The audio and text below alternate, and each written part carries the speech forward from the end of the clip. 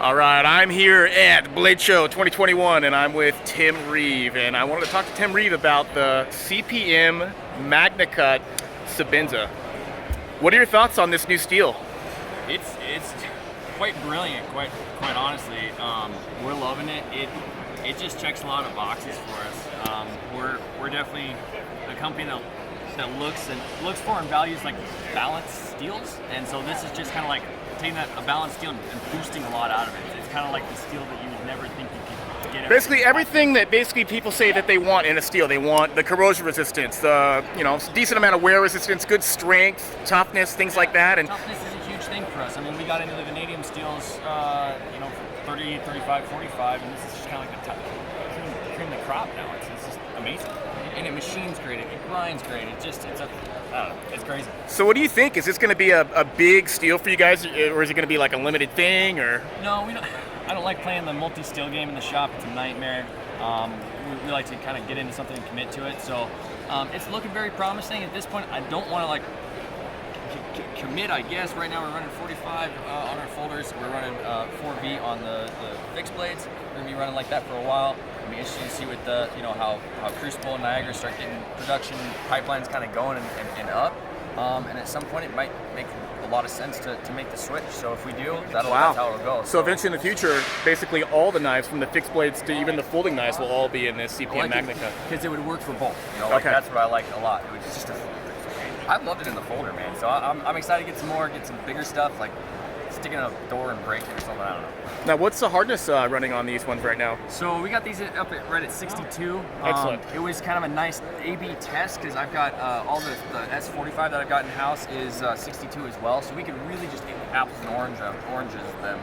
Yeah, and that's actually a lot harder than some of the other steels you guys have done in the past, huh? Yeah, and these steel 45 and MagnaCut kind of like allow you to get up there. I think it gives you can get harder and it's still useful for a lot of different people, I think. So, yeah, you're not losing toughness despite the fact that you're at 62, which is it's pretty hard. Look, we sell knives to like a broad variety of different customers, all over the world, and guys with different needs. So yeah, basically not just the enthusiasts that just use it for a very specialized use, but somebody who's going to use their knife for almost anything you could think of, huh? Yeah, almost anything.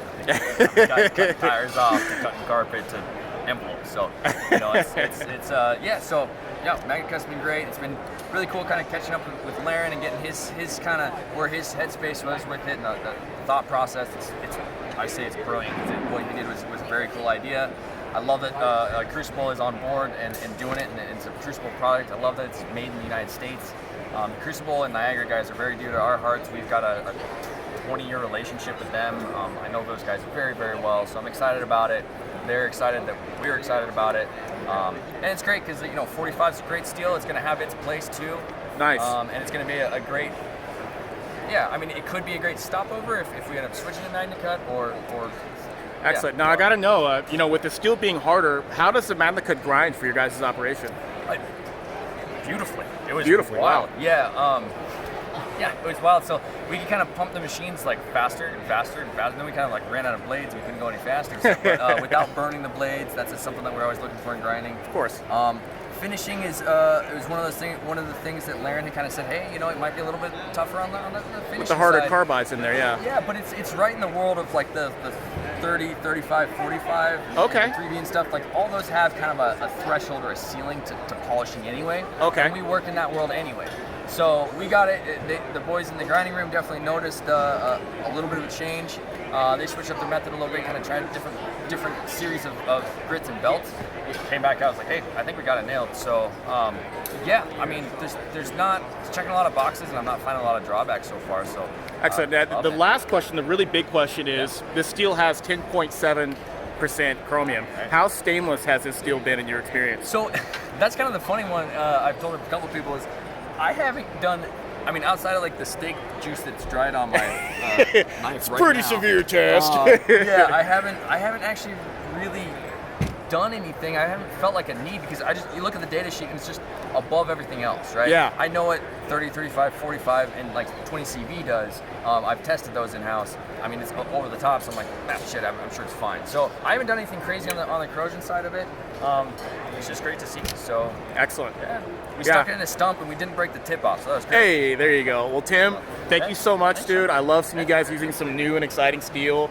The edge on the model that you had for Laren, that thing had probably the best edge I've seen out of your guys' shop. So Awesome. tested very well. The boys in the sharpening room, man, they know what they're doing, and they move a lot of knives every month. So I was pleased to see that. It's always like, got it. So Excellent thanks, man. work. Thank you. Take care. Absolutely. Cheers.